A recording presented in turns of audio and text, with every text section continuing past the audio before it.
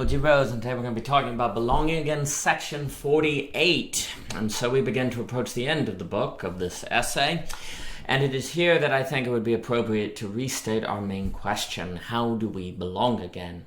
Where might we rest? Must we all become like the child who sat in Christ's lap? For indeed, we have been circling this notion that we all need to become like the children of Nietzsche, absolute knowers, delusion individuals, and the like. According to James K.A. Smith and How Not to Be Secular, which explores the work of Charles Taylor, and I think it's an excellent book that Dr. Smith put out, we live in an age of contested meaning. Our world is a contested, cross-pressured, haunted world. Versus one sanitized of faith and transcendence flattened to the empirical. The difference between our modern secular age and past ages is not necessarily the catalogue of available beliefs, but rather the default assumptions about what is believable. What has changed is what is taken for granted, and unlike in the past, today religious beliefs or belief in God is understood to be one option among others and thus contestable. It is as if the cathedrals are still standing, but their footings have been eroded. It is not the case that our world today is free of senses of transcendence. It's everywhere now. The issue is that we're not sure about the transcendence. Everyone has their foot in a world where God doesn't exist, and their foot in a world where God does exist. It is not given either way. The ghosts of self-awareness won't let us go. They are legion. Our brush with transcendence is not an escape and certainly not a solution, but neither is it unthinkable, nor is it a solution to rule out transcendence either. And this would be alluding to the capital X variable we've been discussing. And so we are going back and forth. Atheists aren't sure if atheism is true. Theists aren't sure if theism is true. And so everyone is after something that's existentially stabilizing. They are looking for rest. They are looking for belonging. But how might that occur? And indeed, the loss of that rest creates a pressure. And so pressured, we seek a solution to the loss of givens and the loss of certainty that the transcendence is in fact a transcendence, that the finite is in fact just the finite, and we exist confused. We are all many things now. Keynesians, diplomats, existentialists, and we are all Hamlets now, standing in two worlds, trying to do the right thing, when the right thing relative to one world is exactly the opposite of the right thing relative to the other. In the pagan world, taking revenge was honorable, while in the Christian world, forgiveness is noble, and Hamlet is a pagan Christian, as all of us today are atheists, with the A in parentheses. It was not given to Hamlet if paganism or Christianity was the right paradigm by which he should organize action, and like us, this is why Hamlet spends so much time thinking existentially. In some ways, he was the first pluralist. As usual, Shakespeare was first. He saw first what awaited us. As we find ourselves cross-pollinated by worldviews, Hamlet found himself believing things from both worlds, not wanting to kill his uncle out of revenge while his uncle prayed to assure his uncle didn't ascend to heaven. This scene that is often viewed as a cheap excuse to keep the play going is actually one of the most important in my view. Hamlet believed in heaven, yet believed less in Christ's words to turn the other cheek than did he the virtues of Achilles. Hamlet was a Christian Achilles, a contradiction like the Christendom which horrified Kierkegaard. Are we all such horrors now? How does Hamlet attempt to psychologically stabilize himself, faced with being torn in two between Christ and Achilles? Well, the same way many do. Boredom. Hamlet spends the play bored and existential. And please note that I think boredom is actually the opposite of rest. We've made a terrible mistake to see work and rest as opposites. True rest requires a work, though not toil, and a distinction can be made between that. It's interesting, in the Garden of Eden there was work, but it's after the fall that there is toil. And today we simply don't know how to work or what to work at. We are paralyzed like Hamlet. Also, to clarify, to be bored isn't to have nothing to do so much as it is to see no significance in anything that could be done.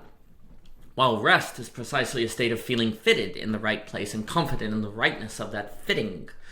Where the transcendence is gone and CCE feels weak, as we've discussed in previous sections, perhaps we cannot hope for rest, and so settle for what seems close enough, boredom, which ironically is the opposite of rest, with which we equate it.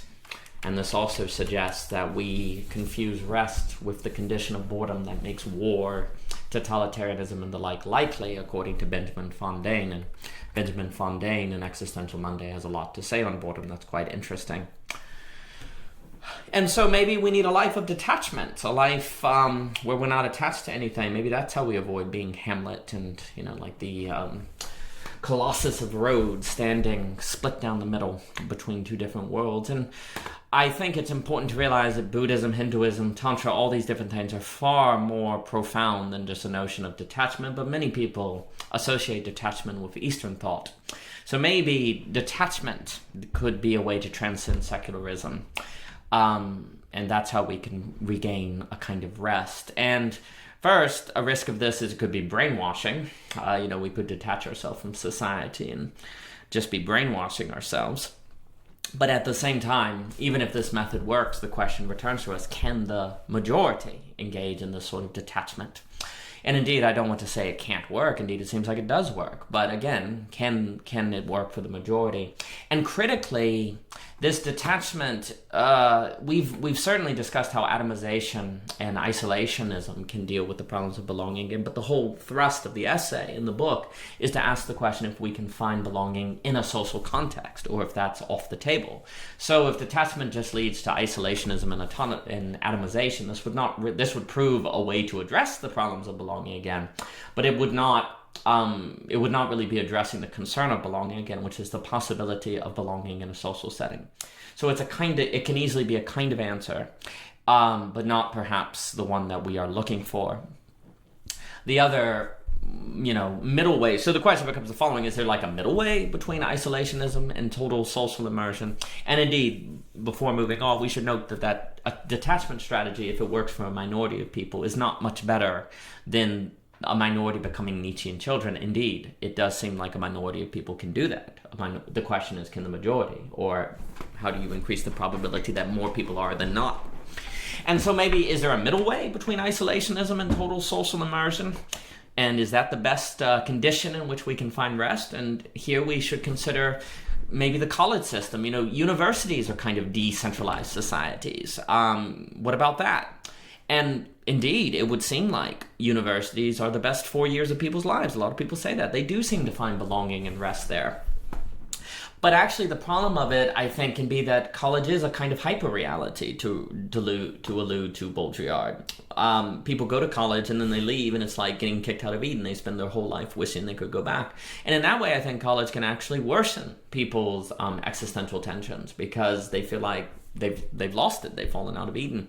So, and also, too, I don't think there's the resources to put every single person on the planet or in America in a university system for an extended period of time. By definition, they seem to be exclusive and limited. And so though, universities seem to work, if you are not fortunate enough to, say, end up as a professor or someone who can live on a college forever, this option won't work for you. This will not address the concerns of belonging again, but there might be something in the model that we can examine. Now, the next option for a smaller structure, because a university is a kind of smaller society, we might consider the Benedict option of Rob Dreyer. But the issue becomes, for Rob, it would seem like the Benedict option is not full-on isolationism. It's a kind of smaller, decentralized system that still interacts with the larger world. But then the questions become the kind of nitty-gritty of what exactly is the too much isolation, too little isolationism, and things like that. It seems like that discussion has to be explored. Overall, it would seem that restoring the possibility of belonging does involve some decentralized structure, and maybe the Benedict option is something we need to look at. But even if, indeed, a decentralized social structure is what we need for the majority to become the children of Nietzsche, of absolute knowing, just because you have that decentralized structure, which the details of which will have to be explored in Belonging Again, Part 2, the second book, there's no guarantee that that structure in of itself will incubate children of absolute knowing, even if it increases the probability, or even if it's a precondition necessary for that incubation. So more will have to be explored and more will have to be considered. Indeed, some decentralized systems might be better than others, but we would be making a mistake to assume that decentralization alone will solve our problems. It could be a precondition, but not the sum of it. And so with that, we will continue to march toward the second to last section of this essay, Belonging Again. For more by O.G. Rose, please visit ogrose.com. For the playlist, please visit YouTube. And for the list of the sections of the essay, you can find it on Medium. And thank you so much for your time.